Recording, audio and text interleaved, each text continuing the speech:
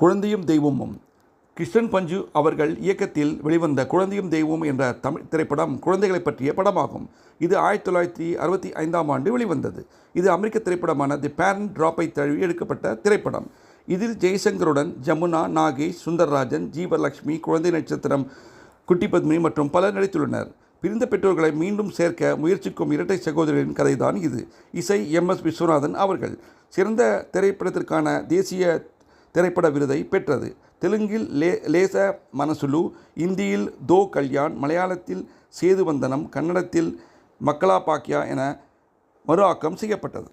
அன்புள்ள மான்விழியே, ஆசையில் ஓர் கடிதம் நான் எழுதுவதென்னவென்றால் உயிர் காதலில் ஓர் கவிதை.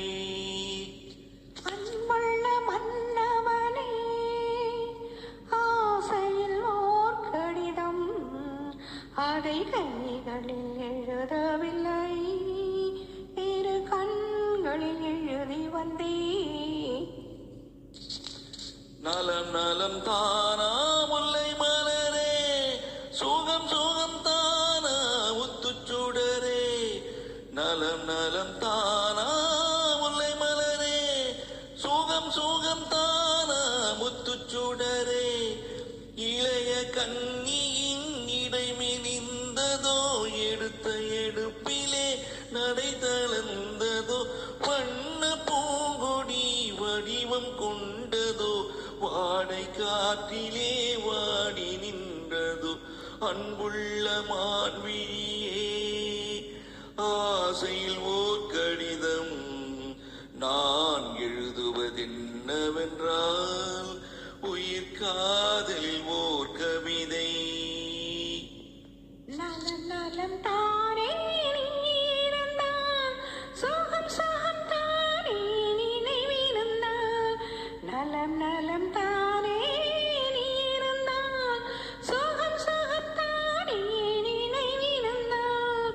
இடை மெலிந்தது இயற்கை அல்லவா, நடை தளர்ந்தது நாணம் அல்லவா. வண்ண பூங்கொடி பெண்மை அல்லவா, பாட வைத்ததும் உண்மை அல்லவா. அன்புள்ள மன்னவனே, ஆசையில் ஓர் கடிதம் அதை கைகளில் எழுதவில்லை, இரு கண்களில் எழுதி வந்தேன். அன்புள்ள மான்விழியே, ஆசையில் ஓர் கடிதம் நான் எழுதுவதென்னவென்றால் உயிர் காதலில் ஓர் கவிதை.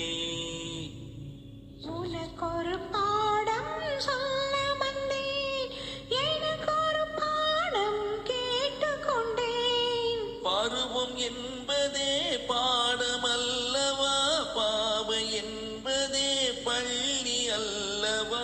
ஒருவர் சொல்லவும் ஒருவர் கேட்கவும், இரவும் வந்தது நிலவும் வந்தது. அன்புள்ள மான்விழியே, ஆசையில் ஓர் கடிதம் அதை கைகளில் எழுதவில்லை, இரு கண்களில் எழுதி வந்தேன்.